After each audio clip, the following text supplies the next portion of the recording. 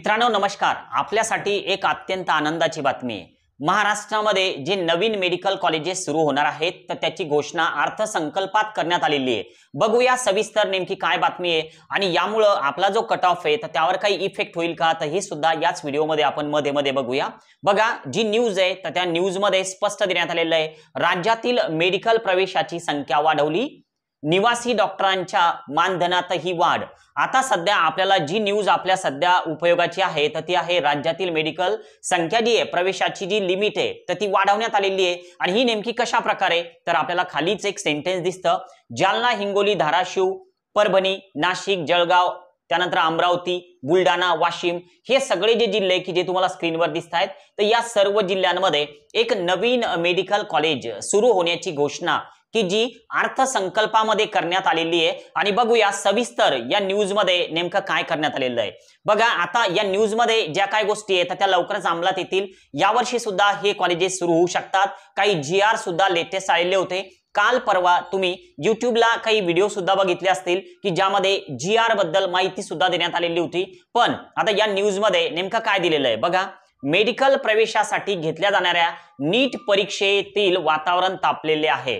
बघा आता जी पण आपली नीटची एग्जाम झाली तर त्यामध्ये जे काय समजा स्कॅम झाले तर त्यामुळे साहजिक आहे सर्व विद्यार्थी आणि पालक बऱ्याच विद्यार्थ्यांची रिनीट व्हावी अशी एक डिमांड आहे। पण खूप सारे विद्यार्थ्यांचा गट असा सुद्धा आहे की जे म्हणतायत की रिनीट नको सर, कारण आता अभ्यास भरपूर झाला, आता आमची मानसिकता सुद्धा नाहीये परत अभ्यास करण्याची, पुन्हा एकदा एक्झामला सामोरं जाण्याची। तर त्यामुळं आता सध्या रिनीट घ्या म्हणणाऱ्यांचा गट वेगळा आहे आणि रिनीट घेऊ नका म्हणणाऱ्या विद्यार्थ्यांचा गट वेगळा आहे। तुम्ही नेमके कोणत्या बाजूला आहात नक्की एकदा कमेंट बॉक्स मध्ये सांगा, एक अंदाज सुद्धा आपल्याला येऊ शकतो। आता बघा जर आपण या न्यूज मध्ये बघितलं तर महाराष्ट्रातील विद्यार्थ्यांना दिलासा देणारी एक सर्वात मोठी बातमी समोर आलेली आहे।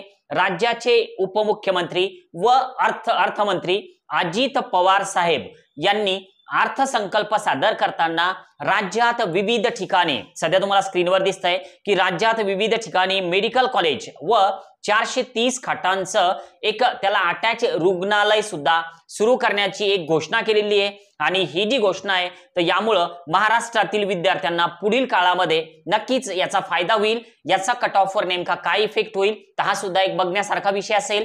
कारण आता सध्या तुम्ही जर बघायला गेलात तर यावर्षी महाराष्ट्रामध्ये सुद्धा हे जे NTA जे काय प्रकरण झालं तर महाराष्ट्रामध्ये सुद्धा याचे धागेदोरे सापडले। तर त्यामुळं महाराष्ट्रामधला जो कट ऑफ आहे तर तो वाढेल का तर हे सगळं आपल्याला केव्हा कळणार तर जेव्हा CET सेलचे रजिस्ट्रेशन कंप्लीट होईल त्यावेळेस।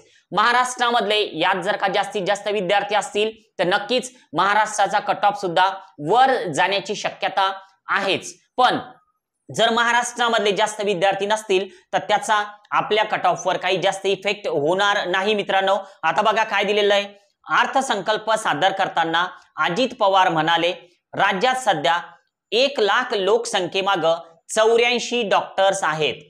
पण आता हे जे 1 लाख लोकसंख्येमागे 84 डॉक्टर आहे तर त्यामध्ये त्यांनी एक टार्गेट ठेवलेलं आहे की आता 1 लाख लोकसंख्येमागे 100हून अधिक डॉक्टर करण्याचं एक उद्दिष्ट सरकार समोर आहे। आणि त्यामुळेच ही सगळी घोषणा केलेली दिसते।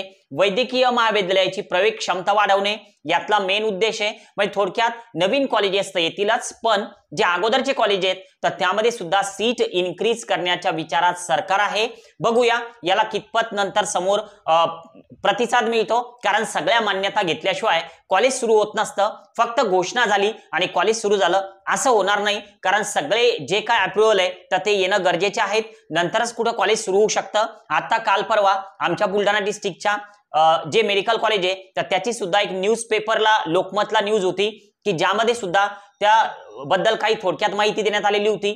तर तो व्हिडिओ अजून काही दिवसांमध्ये परत मी बनवणारच। पण ती जी न्यूज आहे तर त्या न्यूज मध्ये जी माहिती होती तर त्यामध्ये बांधकामाबद्दल होतं थोडक्यात सांगितलेलं, बाकी दुसरं काही नव्हतं। आता अजून आपल्याला काय दिलेलं आहे बघा, तर हे फक्त मेडिकल कॉलेजेस नाहीत, म्हणजे फक्त MBBS नाही तर यासोबत काही ठिकाणी युनानी कॉलेज जसं की बघा सावर तालुक्यातील म्हसळा येथे, रायगड येथे 100 क्षमतेचं युनानी महाविद्यालय म्हणजे ज्याला आपण BUMS म्हणतो की ज्याला आपण 12वी 11वी 12वी मध्ये आपल्याला उर्दू पाहिजे, कंपल्सरी असतं. आणि सोबतच बुलढाणा जिल्ह्यामध्ये एक शासकीय BMS कॉलेज सुद्धा सुरू करण्यात येणार आहे. तर याची एक सेपरेट न्यूज सुद्धा आहे की बुलढाणा जिल्ह्यामध्ये आपल्याला नवीन आयुर्वेदिक मेडिकल कॉलेज म्हणजे थोडक्यात government BMS college Buldhana district मध्ये अगोदर नव्हतं, पण आता ते सुरू करण्यात येणार आहे. आणि जर तुम्ही नवीन असाल नक्की एकदा जिजाऊ अकॅडमीला सबस्क्राईब करायला विसरू नका.